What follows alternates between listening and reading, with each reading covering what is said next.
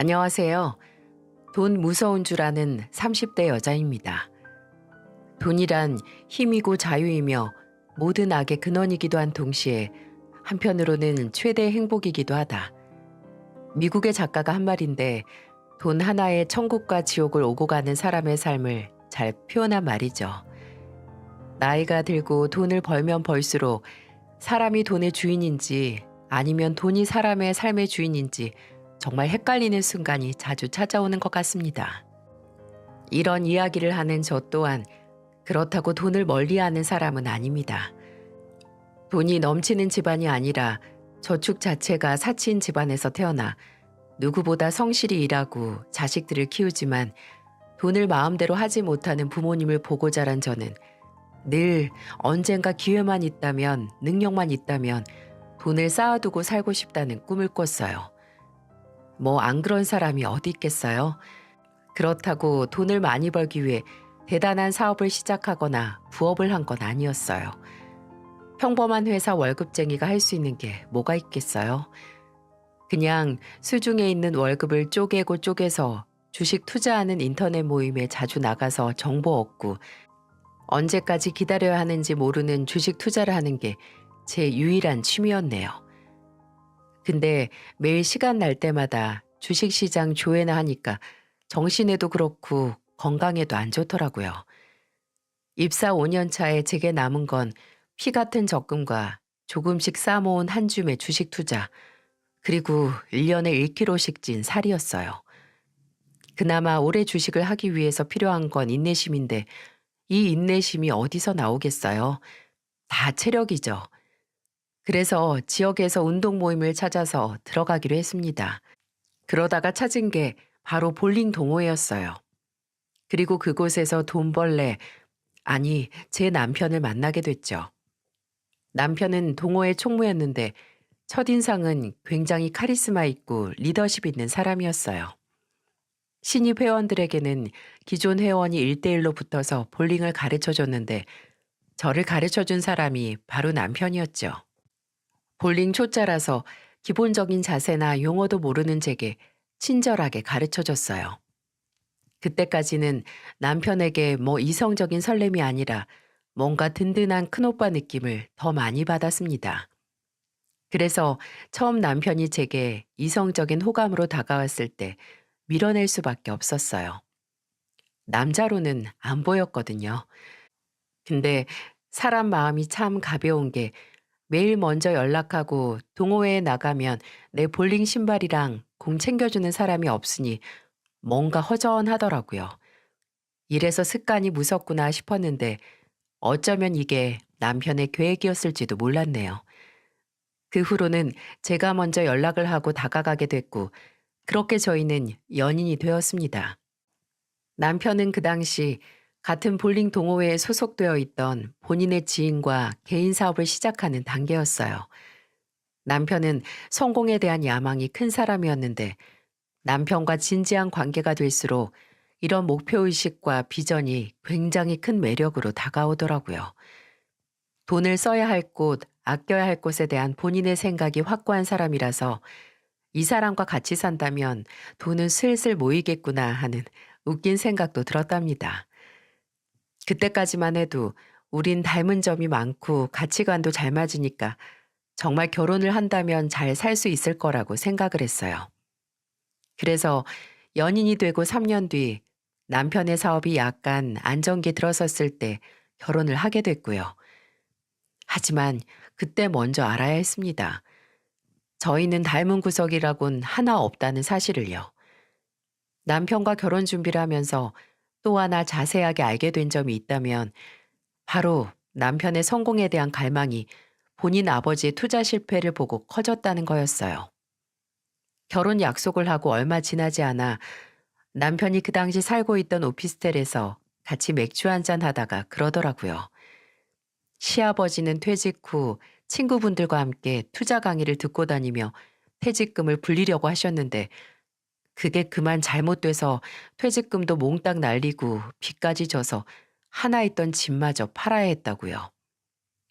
부모가 독단적인 투자로 집안 살림을 말아먹었으면 솔직히 자식으로서 원망도 될 텐데 남편은 오히려 그런 아버지를 더 존경한다고 하더군요.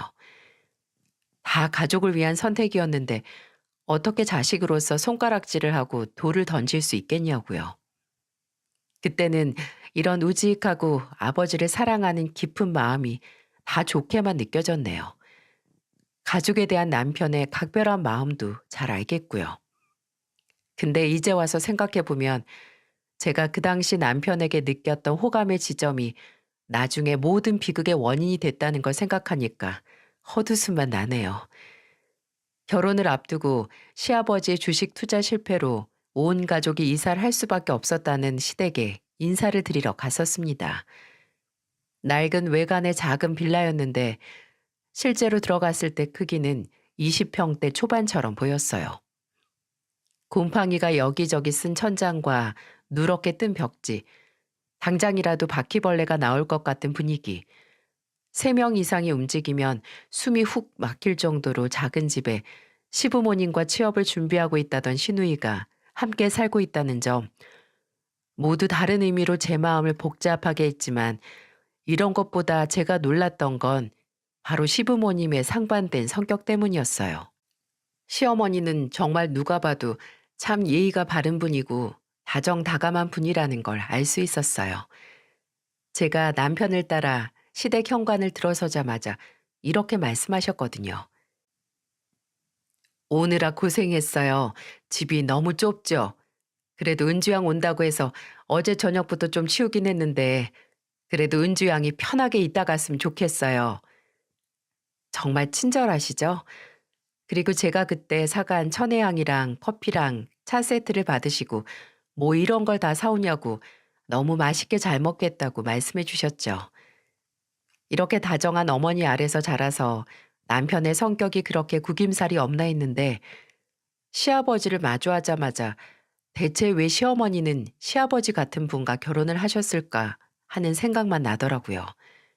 일단 술을 엄청 드셨습니다. 며느리 될 사람을 앞에 앉혀두시고 소주 4병을 까셨으니 말 다 했죠. 그렇게 드셨으니 말마다 살짝 풀린 눈으로 저를 보고 아유, 이름이 뭐였더라? 라고 반복적으로 물어보셔서 참 여러 의미의 충격을 받았습니다. 아, 이름이 그래 그래 은주. 우리 은주. 우리 새아가가 그걸 알아야 한다. 지금은 이런 집 구석에서 살지만 나 정만이가 잘 나갔을 때는 이것보다 훨씬 더 넓은 아파트에서 마누라랑 자식 새끼를 책임지고 살았다 이거야. 그 한 번, 딱 한 번 삐끗한 걸로 이런 쥐새끼나 살 곳에서 살기엔 억울하다 이거지. 우리 새아가는 뭐 집안에 빚이나 그런 거 없지? 아유, 아버지, 괜한 걱정하신다. 없어요, 없어. 그래, 다행이다, 다행이야. 우리 새아가도 시애비 보고 괜히 주식 투자한다고 했다가 피 보지 말고, 어? 주어진 것에 만족하면서 살아. 그래도 우리 용민이가 이번에 사업이 그나마 잘 돼서 다행이지. 잘 알겠지만 이 집에서 돈 나올 구멍도 없어서 하나 있는 아들 사업 밀어주지도 못하고 이번에 결혼한다고 했을 때 한 푼 쥐어서 보내지 못해서 이 아버지가 마음이 참 안 좋다. 그래도 너희들 나이가 한두 살이 아니니까 알아서 모은 돈으로 신혼살림 잘 장만하고 무엇보다 부부끼리 모든 걸 솔직하게 공유하고 존중하면서 살면 아무 탈 없이 잘 살 거야. 어? 이거 뭐야? 아이 옆편네 국 식었잖아. 아 진짜 눈치가 이렇게 없나. 뚝배기에서 김이 안 올라오면 제때제때 데펴서 와야지. 술맛 떨어지게. 본인은 시어머니를 전혀 존중하지 않으면서 부부는 존중해야 한다고 덕담을 하시는 시아버지의 말이 크게 와닿진 않았어요. 그저 그런 시아버지 옆에서 묵묵히 술병을 치우고 술잔을 채우고 식은 음식을 데펴 오시는 시어머니가 대단해 보일 뿐이었죠. 시아버지의 말씀처럼 저희는 시댁의 도움 없이 저희가 각자 모았던 돈과 친정에서 혼수할 비용만 지원받아서 결혼을 했습니다. 저희가 도움을 받고 안 받고는 별로 중요하지 않았고 저는 남편 사업이 좀 안정기에 들어섰으니 결혼 후 조금씩이라도 생활비가 부족한 시댁에 용돈을 드리자고 먼저 말을 꺼냈어요. 오히려 그 말에 남편이 그렇게 말해줘서 고맙다고 할 줄 알았는데 남편은 오히려 거절을 하더라고요. 여보, 우리 둘이서 새 출발하는 거나 다름없는데 이제 막 돈 좀 번다고 여기저기 마음 가는 대로 쓰는 건 아닌 것 같아. 오히려 조금 잘 되기 시작한 이때 다른 데 한눈 안 팔고 바짝 열심히 벌어서 나중에 정말 여유 생겼을 때 우리 집이나 당신 집이나 도움 드리는 게 낫지. 안 그래? 남편은 그렇게 말하고 결혼하고 얼마 지나지 않아서 제게 부부 경제 계약서를 쓰지 않겠냐고 제안을 했어요. 뭐 거창한 건 아니고 그냥 살면서 돈 문제로 서로 감정 상하지 않기 위해 지켜야 할 규칙을 정하자는 거죠. 저도 가족이 살면서 서로 크게 상처를 받는 원인 중 하나가 모두 돈이라고 생각을 해서 남편의 제안이 나쁘지 않다고 생각을 했습니다. 오히려 효율적이라고 생각을 했네요. 서로 의견을 조율한 끝에 총 4가지 항목을 정할 수 있었는데요.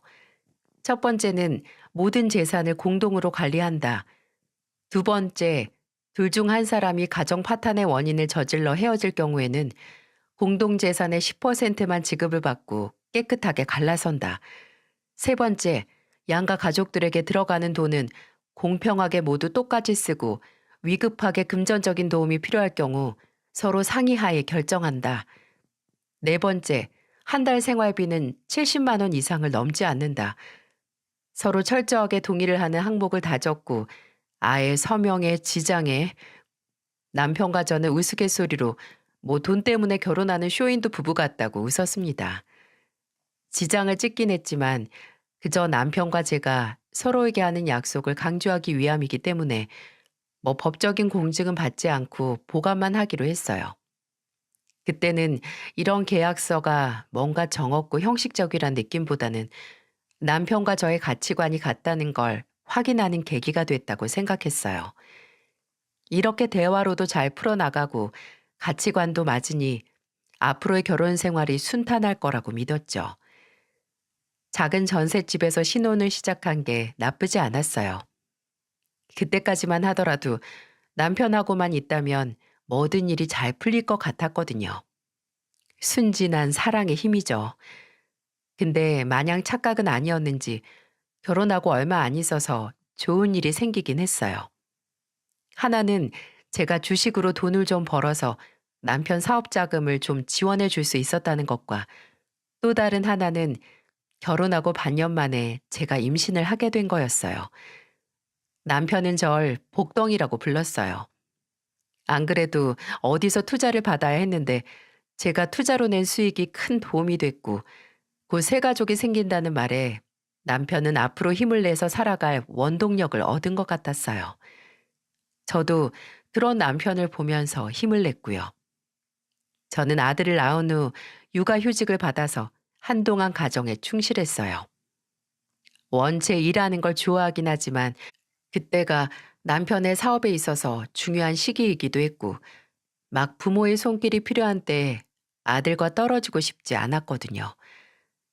그렇게 제가 집에서 아이에게 집중하는 순간 남편 또한 점점 커가는 사업에 집중을 했습니다. 정말 결혼이라는 게 저나 남편에게 좋은 영향을 미친 건지 결혼하고 2년 정도 지났을 때 남편의 사업 또한 승승장구를 했어요. 정말 우리가 이런 연봉이 가능했구나 싶을 정도로 수익을 냈고 2년 만에 남편이 벌어들인 수익과 제가 주식 투자로 냈던 남은 이윤으로 저희는 자가주택을 마련할 수 있었습니다.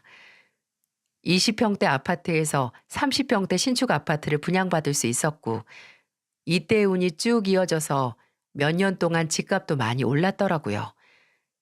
사람의 여유와 넘치는 배려는 정말 돈에서 오는 건지 사업이 성공을 하면서 남편은 본인이 말했던 대로 가족들에게 베풀었습니다. 처음에 서로 이야기를 한 대로 종종 친정과 시댁에 용돈을 넣어드리고 또 원체 저희 집에 잘했던 남편은 경제적인 여유가 생기니 이런저런 선물을 하기 시작했어요. 하루는 아들을 데리고 남편과 친정에 가서 식사를 했는데 그때 남편이 저희 어머니가 친구분과 전화하는 내용을 들었나 봐요. 어머니 친구분은 부부 동반으로 제주도 여행을 가자고 하셨는데 어머니께서 좀 주저하셨나 봐요. 그리고 며칠 뒤 어머니에게서 연락이 왔는데 정서방이 여행 갔다 오시라고 비행기 티켓 값이랑 호텔 예약 비용, 가서 먹고 놀 비용까지 다 보내줬다고 이걸 받아도 되냐고 하시더라고요. 제게 말없이 저희 부모님을 위해 서프라이즈를 준비한 남편에게 너무 고마웠죠. 딸인 저도 모르고 넘어갈 수 있었던 부분이니까요. 이럴 때마다 저는 너무 고맙기도 하고 또 미안하기도 했어요. 처음에 의견을 맞추기로는 금전적인 도움은 양가 똑같이 하자고 했는데 남편이 너무 친정만 챙기는 것 같았거든요. 그래도 남편은 본인 부모님은 동생이 같이 살면서 다 챙기고 있으니까 걱정 말라고 하더라고요. 정말 모든 게 완벽했습니다.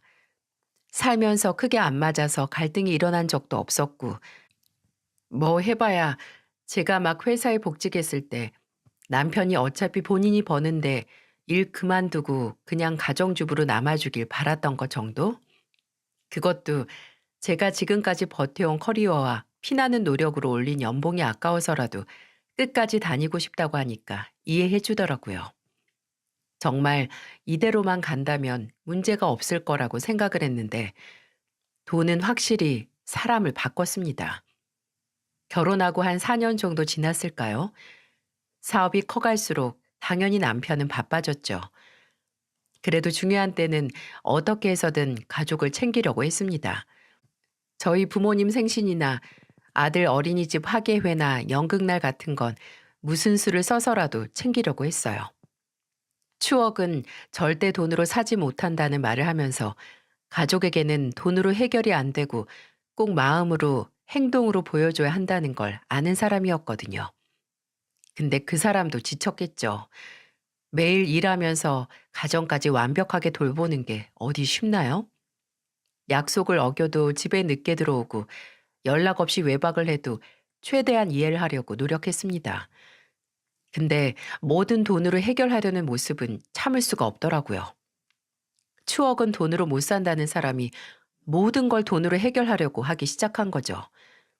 처음은 소소한 불만에서 시작했어요. 하루는 제가 남편이 좋아하는 불고기를 쟀는데요. 근데 좀 간이 싱겁게 됐거든요. 오랜만에 제가 만든 불고기 먹는다고 좋아하던 남편이 기대라며 맛을 봤다가 실망을 했는지 먹자마자 이러더라고요.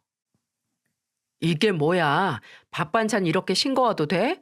뭐 돈이라도 좀 쥐어줘야 맛있게 만들래? 저는 이 말이 기분이 나쁘더라고요. 제가 이 집에 고용된 가정부도 아닌데 왜 저렇게 말할까? 간이야 다시 하면 되는데 하고 생각을 했어요. 그래서 무슨 말을 그렇게 하냐?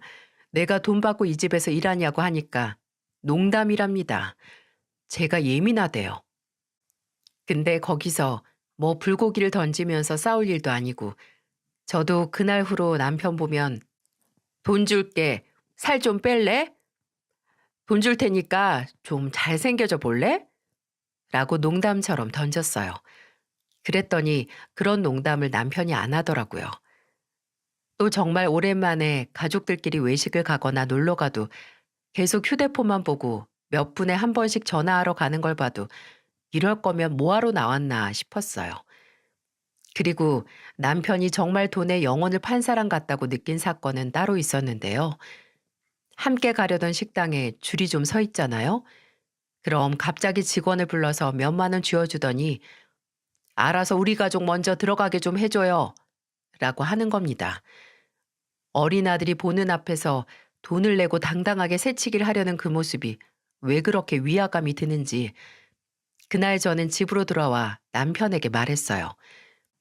당신 요새 돈 많이 버는 건 아는데 그래도 우리 혜준이 보는 앞에서는 돈으로 뭐든 해결하려는 모습 안 보여줬으면 좋겠다고요. 애 교육상 좋지 않잖아요. 근데 그 말을 듣고 남편이 픽 웃으면서 뭐라고 했는지 아세요? 당신도 참 가난한 마인드가 나아지질 않는다. 돈으로 물도 사 먹고 좋은 경치도 구경할 수 있는데 왜 시간을 못 사? 그런 논리면 돈으로 장가도 가고 사람도 사는 것도 불법이면 안 되겠네? 바쁘신 당신이 나가서 혼자 돈으로 시간 사는 건 상관없는데 최소한 우리 아들 앞에서 돈으로 남들보다 먼저 식당 안으로 들어가는 물질 만능주의적인 모습은 보이지 말자고 부모로서. 황금에 눈이 멀어서 본인이 만지는 족족 황금으로 변하길 원하던 마이다스의 눈먼 광기가 이런 걸까요? 돈을 벌면 벌수록 성공하면 성공할수록 남편은 제가 아는 그 현실적이고 돈이 정말 어디에 쓰여야 하는 본질을 아는 사람이 아닌 것 같았습니다. 하루하루 달라지는 남편의 모습에 현실을 자각하고 있는데 또 그놈의 돈 때문에 사건이 터졌어요. 친정에 계신 어머니가 연락이 잘 안 되는 거예요. 전화를 해도 금방 끊으시고, 그리고 왜 사람의 촉이 있잖아요.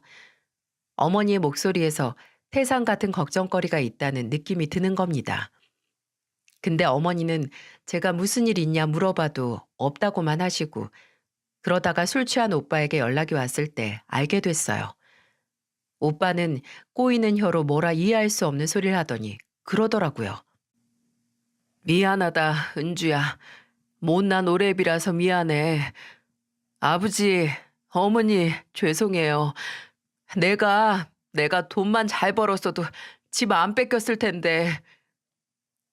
이게 대체 취중 진담인가요? 제가 아무리 그게 지금 무슨 소리냐고 물어도 이미 취한 오빠는 그대로 잠에 든 건지 대답이 없더라고요. 그래서 다음날 어머니에게 찾아가서 오빠가 어제 술 취해서 이런 소리를 했는데 대체 그게 무슨 일이냐고 물었어요. 알고 보니 오빠가 운전을 하다가 사고를 냈고 살림 미천이었던 트럭은 폐차를 해야 할 수준이고 피해자에게 합의금까지 줘야 해서 돈이 필요하다고 부모님을 찾아왔었대요. 그래서 부모님은 집을 담보로 대출을 받아 오빠에게 줬다는 겁니다. 문제는 여기서 끝이 아니었어요. 제가 알기로는 어머니께서는 담보대출을 받지 않아도 될 정도로 모아두신 목돈이 있었거든요. 적금을 탄 지 몇 년 지나지 않으셨고 저희 부모님께서는 정말 알뜰하신 분들이라서 저축도 꼬박꼬박 잘하셨거든요. 그래서 왜 오빠를 돕기 위해 하나 있는 집을 담보까지 잡아서 돈을 빌려줬는지 이해가 가지 않았죠. 엄마, 근데 왜 대출까지 받았어요? 엄마 적금 탄 거 있었잖아요. 오빠가 그 대출이자 못 갚으면 이 집 어쩌려고. 그 돈? 없어, 이제. 아휴, 엄마도 미치겠다, 정말.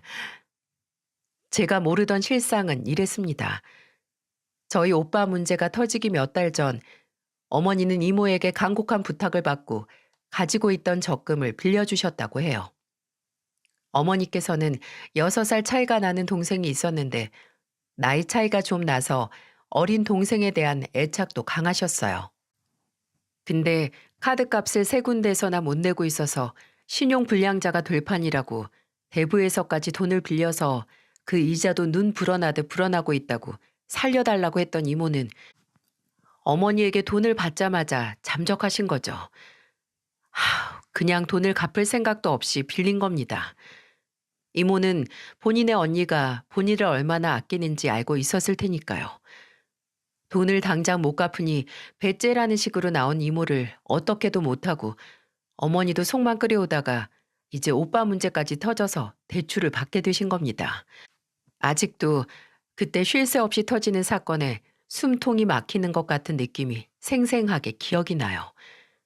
돈으로 얽혀서 대형 사고가 터져버린 걸 본 그 참담한 기분. 여기서 끝일 것 같나요? 여기서 끝이었다면 오히려 다행입니다. 매일 어머니와 친정집 문제로 저도 걱정이 이만저만이 아니었는데 그런 위태로운 상황에서 전화 한 통을 받았어요. 어머니였습니다. 어머니가 울면서 제게 말씀하셨어요. 은주야, 엄마 지금 병원이야. 너희 아버지가 현장에서 사고를 당하셨어. 이걸 어떻게 하니?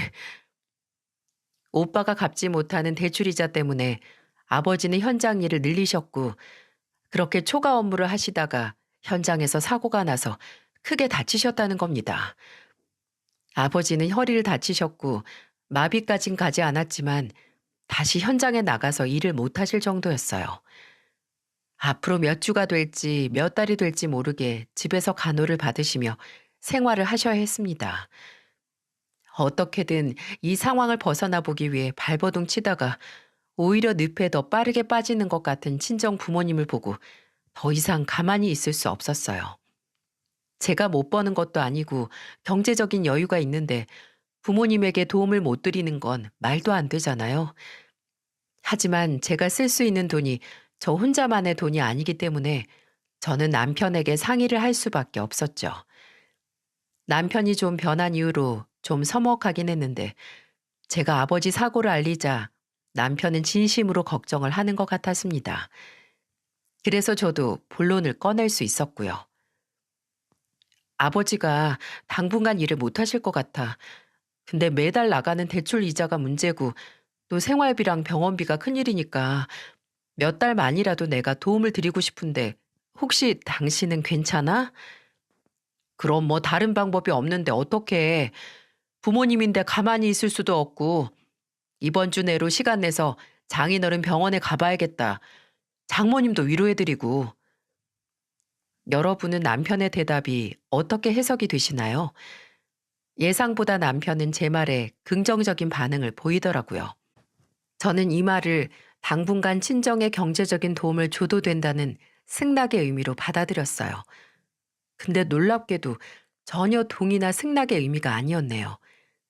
제가 본격적으로 다달이 친정에 보내드릴 돈 액수를 상의하에 정하기 위해 남편에게 말을 꺼내자 남편은 세상 어처구니 없다는 얼굴로 이렇게 말했어요. 당신 정말 돈 보내려고?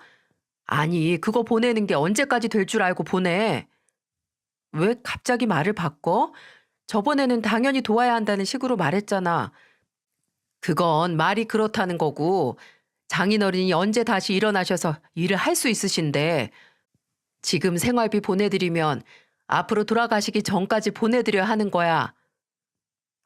그냥 생활비가 아니라 당장 집 담보로 되어 있는 대출 이자에 병원비 좀 보탠다는 거잖아. 그러니까 그건 뭐 돈 아닌가? 여보, 막말로 내가 우리 집 문제 때문에 당신한테 우리 부모님한테 큰돈 보내자고 한 적 있어? 근데 왜 당신은 그런 말을 쉽게 꺼내? 우리 부모님도 힘들어. 우리 부모님은 뭐 돈 펑펑 쓰면서 사시는 줄 알아? 우리 처음 마음 그대로 계약서에 쓴 말 좀 지키자. 어? 지금 상황이 같아? 그럼 우리 집 상황이랑 어머님 아버님 상황이랑 똑같아지라고 고사라도 치네? 이때 제가 느낀 서운함과 배신감이란 아니 제가 적게 벌면 이런 부탁도 안 해요. 서운하지도 않았고요. 근데 월 1,000만 원 버는 사람이 어떻게 사랑하는 사람의 부모님이 힘들 때 도움 하나 안 주는지 미치도록 서러워지더라고요. 근데 또 생각을 해보면 정말 남편의 말대로 지금까지 시댁에서는 돈 문제로 저희에게 무슨 부탁을 하신 적이 없었어요. 남편은 정말 처음 계약서에 적었던 대로 금전적인 건 양가에 똑같이 한다는 말을 지켰고요. 아무리 그래도 이런 상황에서 그 계약서의 말을 지켜야 하나라는 생각과 그래도 둘이 약속한 건데 내가 너무 이기적인가 하는 상반된 고민으로 하루하루 말라가고 있었는데 지금 생각해봐도 정말 소름 끼치고 미친 듯이 억울한 사건이 터지고 말았어요. 처음에는 그냥 의아한 마음뿐이었어요. 아들이 남편 차에 어린이집 가방을 두고 왔다고 해서 그저 가지러 갔다가 차 뒷좌석에 온갖 명품 브랜드 쇼핑백을 발견한 적이 있었어요. 아무리 돈을 벌고 성공을 해도 사치품으로 낭비를 하는 사람이 아니었기에 놀랐죠. 그래서 제가 차에 있는 옷이나 신발 같은 거 다 뭐냐고 물으니까 사업하면서 만난 사람들한테 받은 선물이래요. 연말에 이래저래 고마웠다고 답례처럼 줬다고요.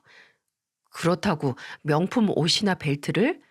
하고 이상하게 생각하긴 했지만 그렇다고 아예 불가능한 일은 아니기에 그러려니 했습니다. 근데 선물은 개뿔. 하루는 남편이 술에 잔뜩 취해서 들어온 날이 있었어요. 그게 뭐 놀랍지도 않았습니다. 원래 일 핑계대고 술을 자주 마시기도 했고 술 마시면 사무실에서 잔다고 외박한 적도 많아서요. 술에 취해서 살이분가 못하는 남편은 침대에 누이고 저는 남편이 입고 있던 정장 자켓을 벗겨서 옷걸이에 걸려고 하는데 그때 안주머니에서 뭔가 묵직하게 쩌그럭거리는 느낌이 나더라고요.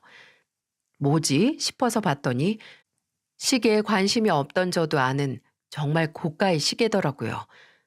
이게 왜 여기 있을까? 언제 산 거지? 싶었는데 이렇게 풀어서 안주머니에 넣어둔 것도 뭔가 어색하잖아요. 묘한 기시감과 불안감이 들기 시작했어요. 그리고 그때 제 눈에 들어온 게 바로 남편의 휴대폰이었어요. 결혼하고 5년 동안 단 한 번도 남편의 휴대폰을 확인할 생각도 못 했는데 그때는 뭐라도 확인을 해야겠더라고요. 그래서 자고 있는 남편 지문으로 휴대폰 잠금 해제를 해서 천천히 하나둘 확인했습니다. 카드 내역과 은행 잔고 조회. 그러다가 와, 이게 대체 뭐죠? 정말 문제가 될 만한 건 바로 사진 폴더와 문자 내역에서 확인을 할 수 있었어요.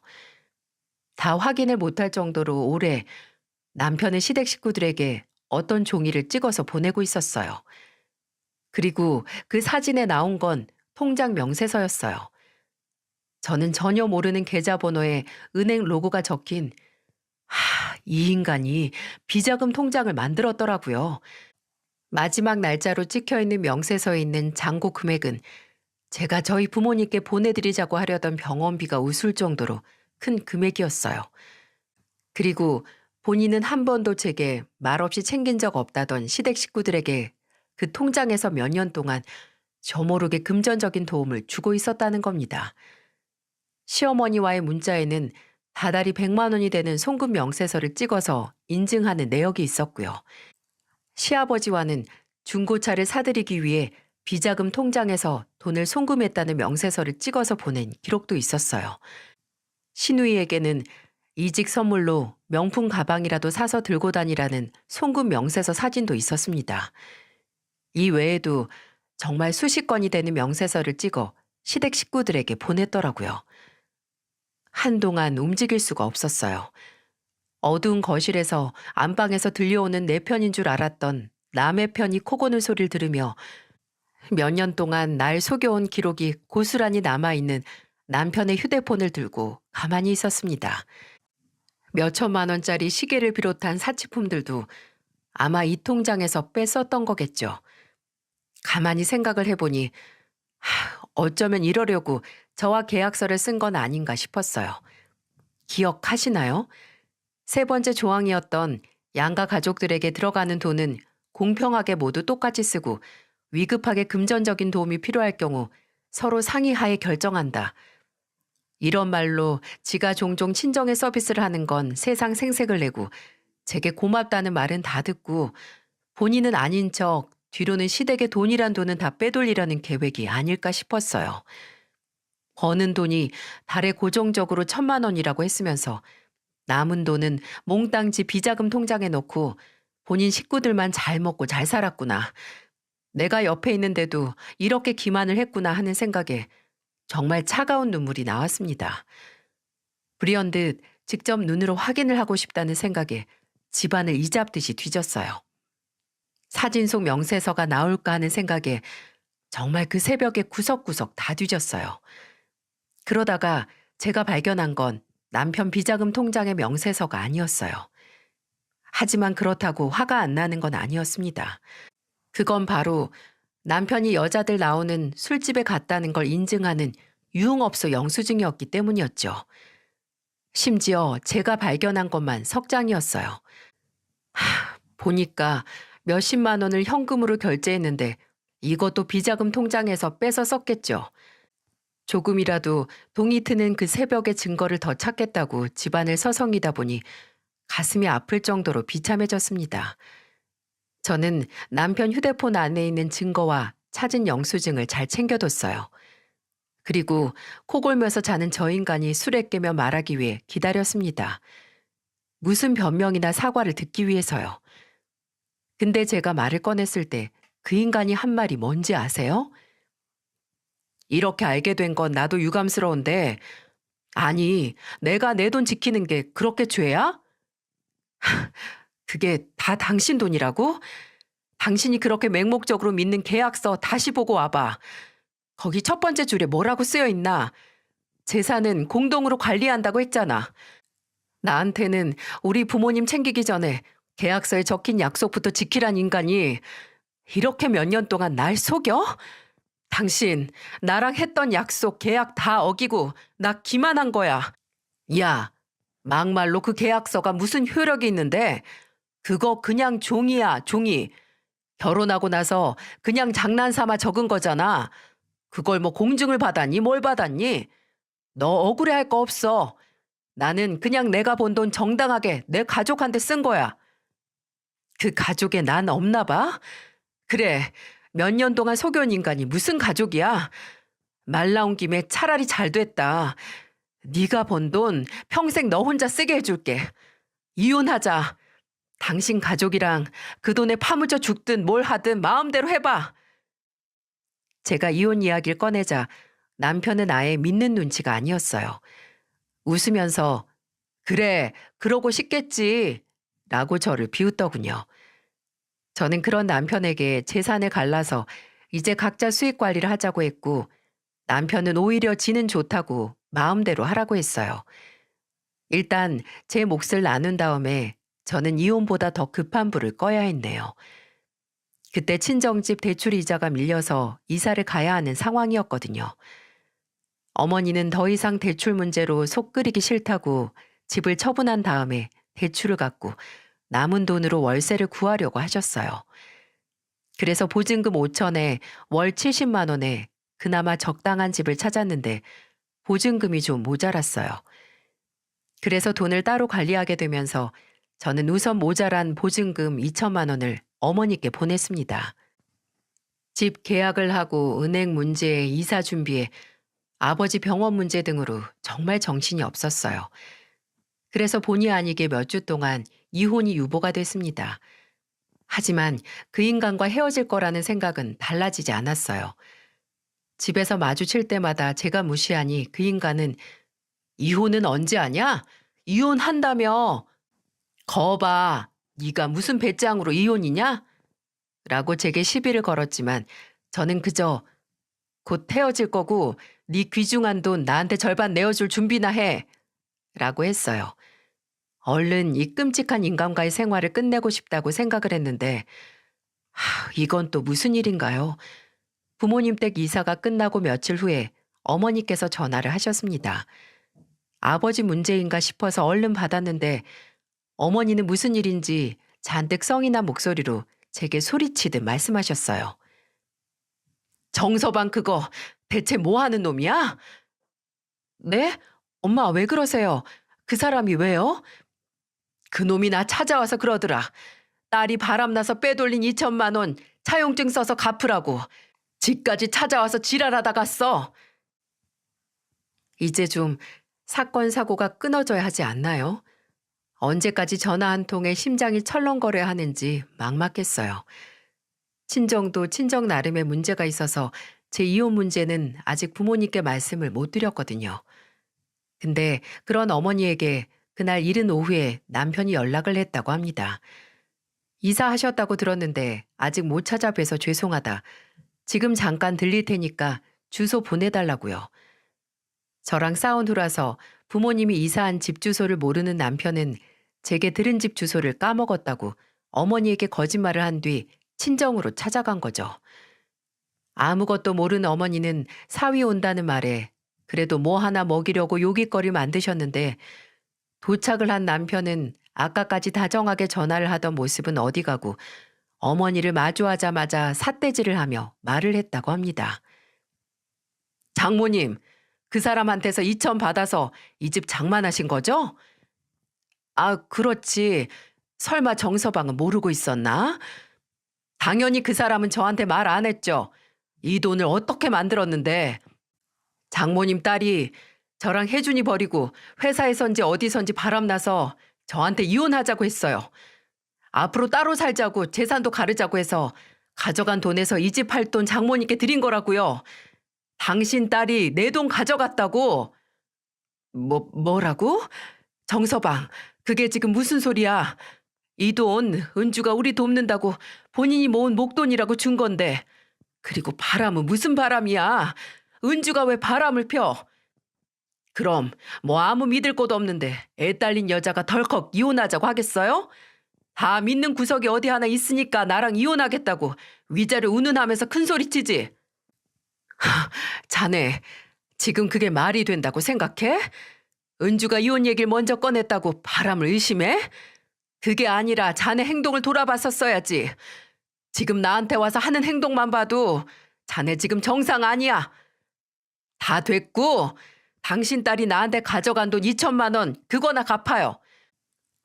이런 집구석에서 당장 2천만 원이 나올 수 없겠으니까 기간 정해두고 그동안 갚겠다고 각서 쓰고 지장 찍는 걸로 봐줄 테니까. 어?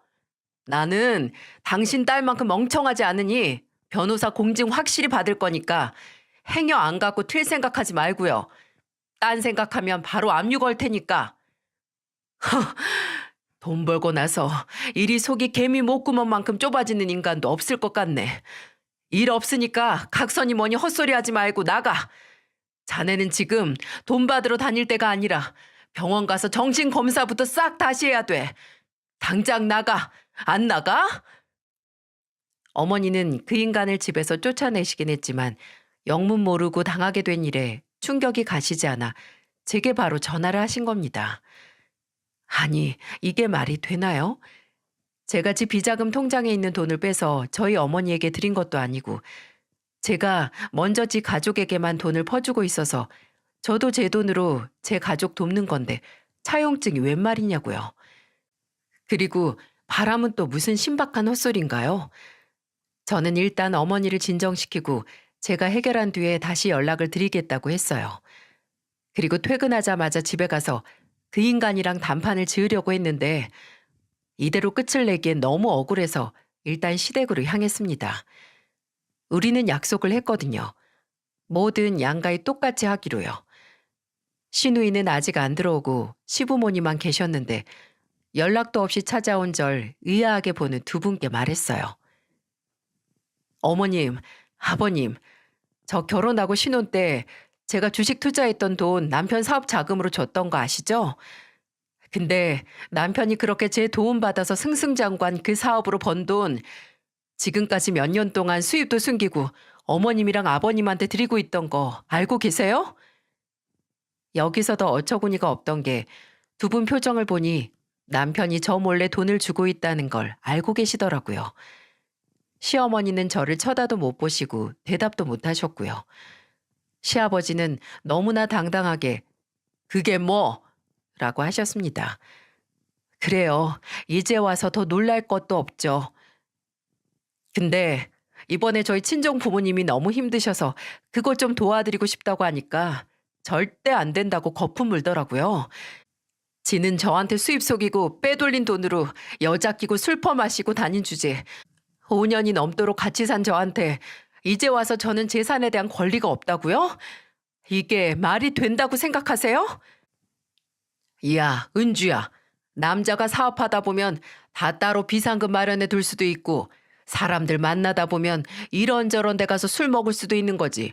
너는 뭐 그렇게 까칠하게. 그리고 그 돈 용민이가 번 돈이니 당연히 우리도 받을 수 있는 거지. 까칠한 게 아니라 이렇게 반응하는 제가 정상인 거죠. 처음에는 공동재산이고 서로 동의 없이 양가에 금전적인 도움 주지 말자고 했던 당신들 아들이 야비하고 비열한 거라고. 그 인간이 번 돈이니까 그 인간만 써야 한다고? 그럼 난 5년 동안 내가 그 인간 뒷바라지에 애 키우고 한 건 그냥 공짜로 한 거겠네요? 그렇다고 나는 그 인간하고 같은 수준은 아니니까 초기 자본 비용 내 도움 있었다고 지금까지 그 인간 돈으로 도움받은 거 내놓으라고는 안 할게요. 어차피 곧 있으면 남남들 사이에 돈 잘 벌고 성공한 아들이 가정은 개판으로 굴리고 있었다고 같이 사는 아내 사람 취급도 안 했다는 거 잘 알아두시라고요. 그 인간이 저희 어머니한테 가서 지랄했던 것처럼 지랄하고 왔습니다. 그리고 역시나 제가 다녀가고 나서 시부모님은 남편에게 연락을 하셨나 봐요. 매일 밤 11시 전에는 들어오지도 않던 인간이 그날은 8시 전에 칼같이 들어와서 제게 눈을 부라리며 그러는 거예요. 야, 너 미쳤어? 왜 우리 부모님을 찾아가서 그 지랄을 해? 너는, 너는 안 미쳐서 우리 엄마 찾아가서 그 지랄 했냐? 뭐? 바람? 너 정말 돌았니? 무슨 의처증도 아니고 이혼 얘기 꺼냈다고 바로 바람이라고 확신하고 우리 엄마한테 가서 그딴 말을 해? 너도 생각을 한번 해봐라. 너 솔직히 기다렸다는 사람 마냥 나한테 이혼하자고 했잖아.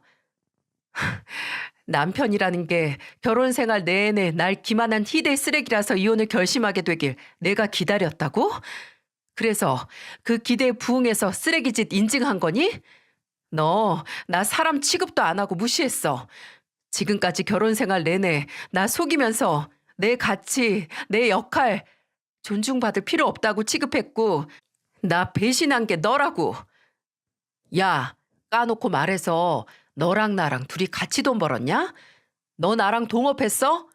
왜 내가 번 돈에 대해서 왈가왈부야? 너 진짜 네 애비랑 똑같구나. 부전자전이라더니. 그래, 당신이 번 그 돈 앞으로 혼자 펑펑 마음대로 쓸 수 있게 내가 나가겠다고. 나랑 이혼하면 야비하게 비자금 통장인지 뭐니 만들어서 추잡하게 숨어서 돈 쓰지 말고 마음대로 써.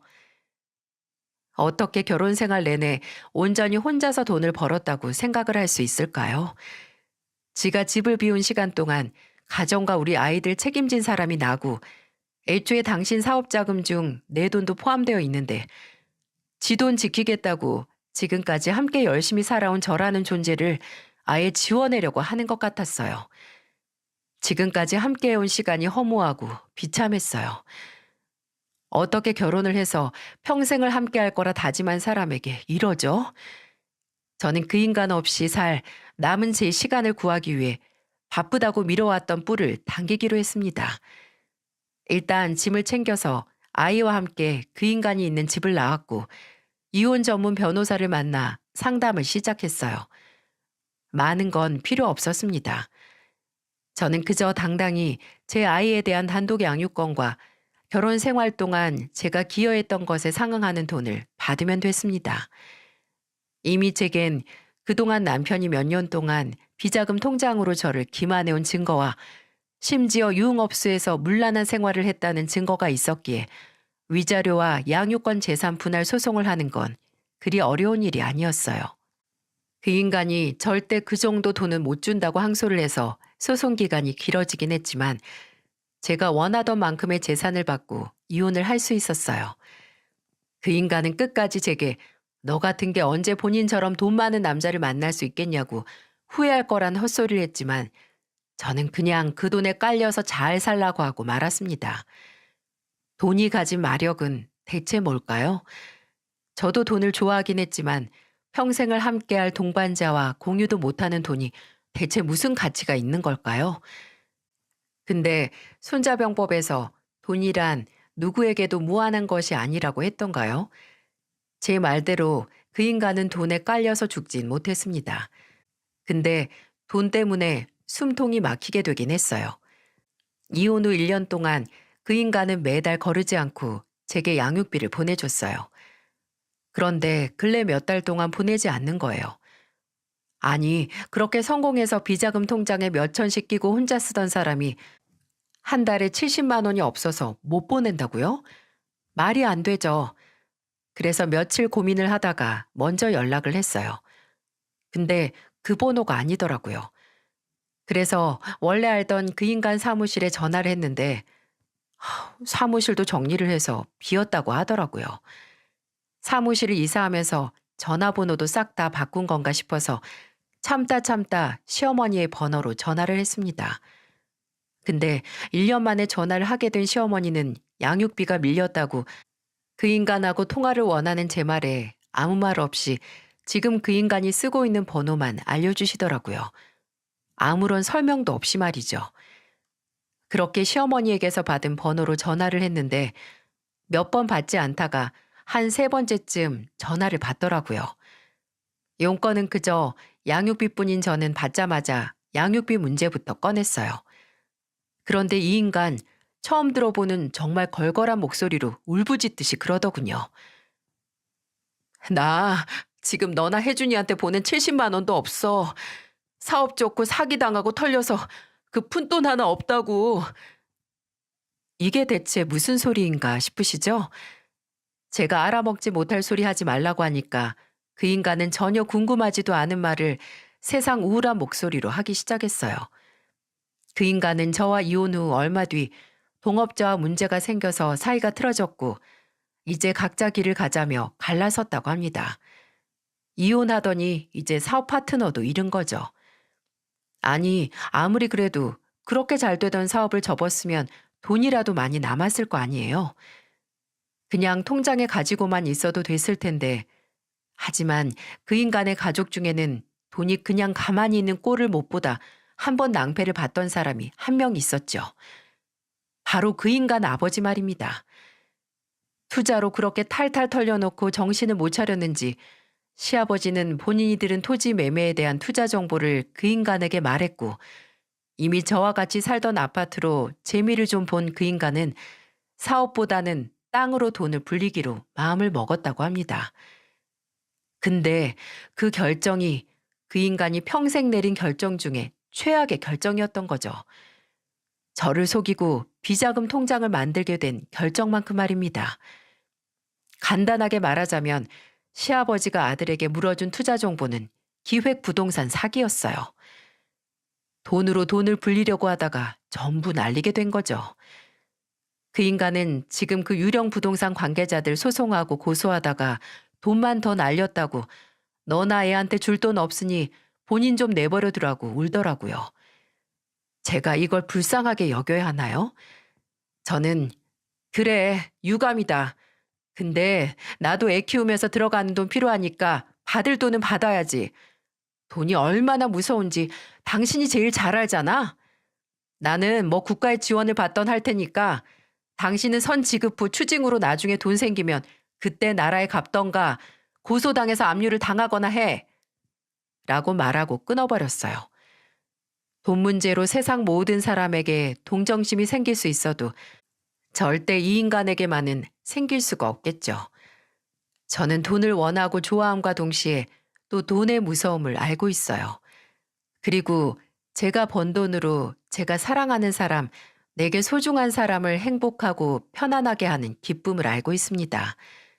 이렇게 잘 쓰고 잘 돌아간다면 모두가 행복해질 수 있는 돈이라는데 한 번 잘못되면 걷잡을 수 없는 비극을 초래한다는 게 바로 돈의 무서움이지요. 재산이 많은 사람이 그 재산을 자랑하고 있더라도 그 돈을 어떻게 쓰는지 알 수 있을 때까지는 그 사람을 칭찬하지 말라는 말이 있죠. 돈은 고여있는 그 자체가 아니라 누군가에게 어떤 의미로 쓰이는가로 가치가 판명되는 것 같아요. 그리고 그 가치를 떨어뜨리는 사람에게는 돈도 그 사람을 떠나고 싶었나 보네요. 이혼으로 인해 부수적으로 많은 재산을 얻었지만 저도 이 돈이 제가 받았던 상처만큼의 가치를 가질 수 있도록 제가 사랑하고 소중히 여기는 사람과 충분히 나눠야겠습니다. 이야기를 들어주신 모든 분들께서 부자가 되셨으면 좋겠고 또 그만큼 가치 있는 곳에 돈을 쓰시길 바랍니다. 감사합니다.